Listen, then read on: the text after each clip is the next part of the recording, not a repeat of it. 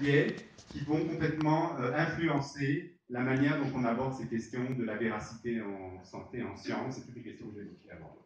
Premièrement, le biais de confirmation lié à la paresse intellectuelle. Alors, tous ces biais que je décris ont été documentés, expérimentés, ont été publiés, validés. Donc, en psychologie comportementale, il y a des tas d'expériences qui les confirment.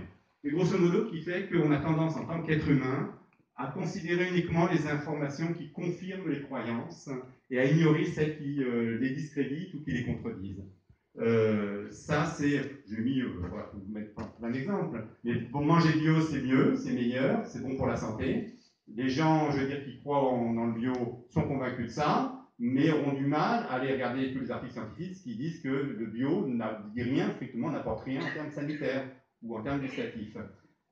Et donc, pourquoi, je veux dire, je pris cet exemple, j'aurais pu en prendre des tas d'autres. Ce que dit ce biais de confirmation, c'est qu'on a tendance à ne chercher que l'information qui confirme nos a priori et ce qu'on pense. Pourquoi? Parce que c'est cognitivement très coûteux d'aller chercher des informations contradictoires et c'est inconfortable. C'est coûteux parce que du coup, il faut les chercher, on ne les trouve pas comme ça, c'est pas agréable. Elles bousculent des convictions, il faut aller regarder. Est-ce que c'est vrai? Qu'est-ce qu'il me raconte? D'où il vient ça? Et donc, ce que les psychologues appellent la dissonance cognitive, c'est-à-dire cet écart entre nos convictions, nos a priori et la réalité qu'on peut trouver, on essaie de la faire disparaître. Et c'est beaucoup plus facile de la faire disparaître en écartant les informations qui vont dans l'autre sens. Il y a le biais de croyance.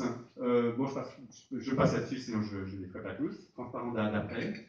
D'autres types de familles de biais sont le fait que notre cerveau est un très mauvais statisticien et on se fait facilement tromper par les chiffres, ce qui fait que du coup, on va avoir des études, on va dire bah, pourquoi pas, on va nous affirmer des choses.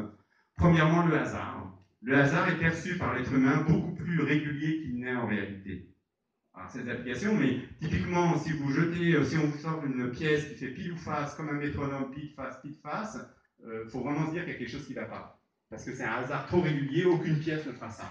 Je vous mets au défi ici de prendre un lancer de 20 pièces et de me faire un pile face régulier. Ça, c'est du hasard trop régulier. Or, c'est un petit peu comme ça que l'esprit, le cerveau humain commence à le voir. Ce qui fait que du coup, quand il y a des fluctuations dues au hasard, qui donne l'impression qu'il y a 4 piles ou 3 phases qui sortent, on va se dire c'est louche. Application.